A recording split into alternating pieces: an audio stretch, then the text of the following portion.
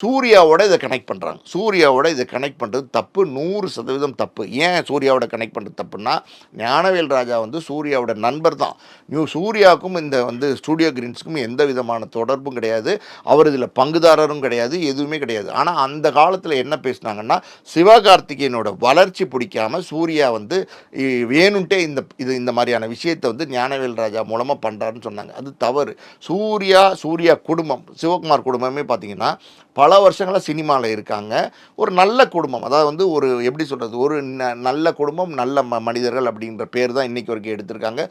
சூர்யாவ பொறுத்தவரைக்கும் எந்த கரையும் கிடையாது. எந்த அப்பலுக்கும் கிடையாது.